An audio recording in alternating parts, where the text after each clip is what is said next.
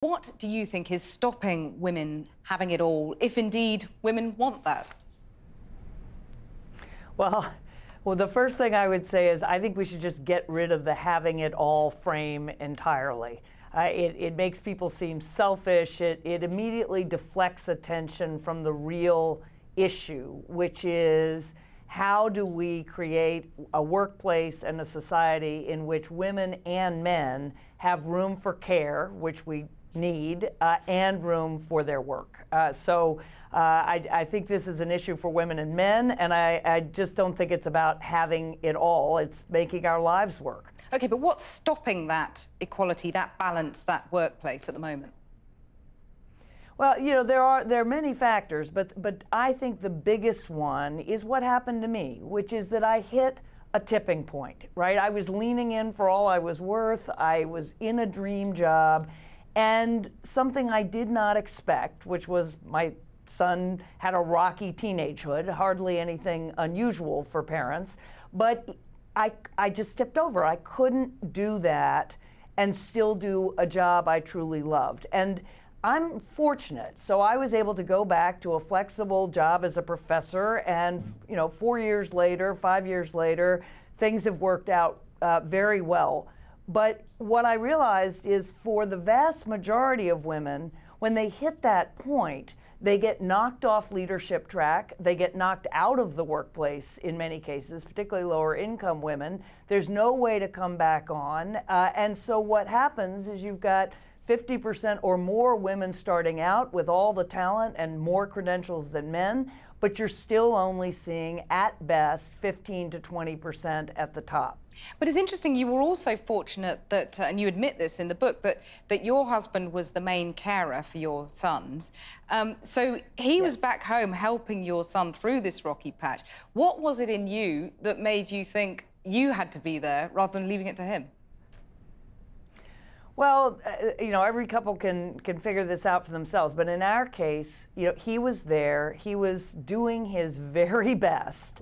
But as I think can also happen when mom is home and dad's not, we realized we needed both parents on deck. And Andy never asked me to come home.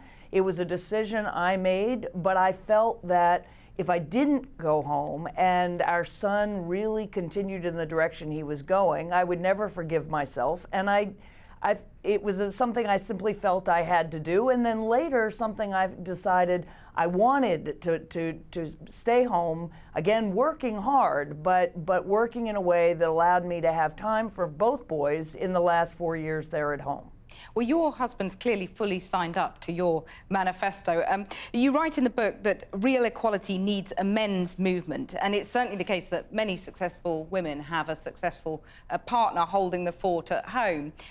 Do you think that the majority of men are signed up, that they do believe this? Is that part of the problem? I actually think that we don't know what men want. In the same way that we didn't know what women wanted in the 50s and 60s, most men would have told you in the 50s and 60s that their wives didn't want to work, that their wives were happy being at home, maybe that they were constitutionally unsuited to work. Well, we've blown that up.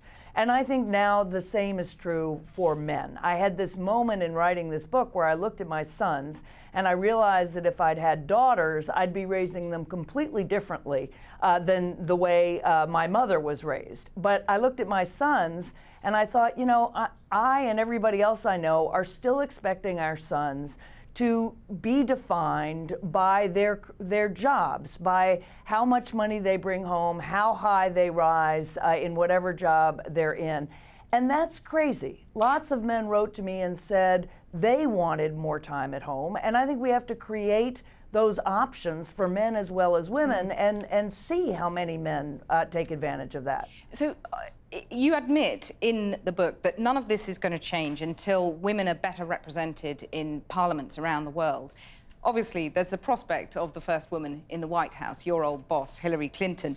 Why do you think it is that she's faltering in the polls now? Oh, the race is very long in the United States. If this were a horse race, we wouldn't even be into the stretch. So I think there are lots of reasons, and things will go up and down quite a lot before we're done. But I would say that, you know, not all women automatically act a certain way when they're in office. That should be evident from Britain's experience with Margaret Thatcher.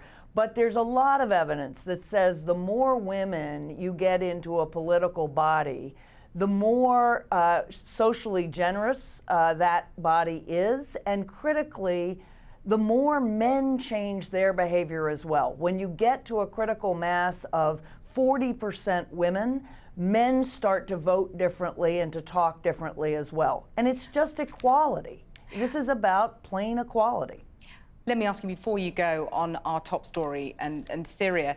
It is the case, isn't it, that what Russia is doing is filling a vacuum left by a lack of leadership by America? Well, I do not think that America's Syria policy has been the right one, and I've been vocal about that for 4 years. I think a great deal of this was predictable. Things have gone from bad to worse, and I think Putin is spoiling for a fight. And, you know, nobody wants to see the United States and Russia go to war, but I think the United States has to make clear that it is not going to let the Russians continue helping a government massacre its own people by dropping barrel bombs on them without, at the very least, creating safe zones for those people and possibly taking further action. AnneMarie Slaughter, thank you very much for joining us.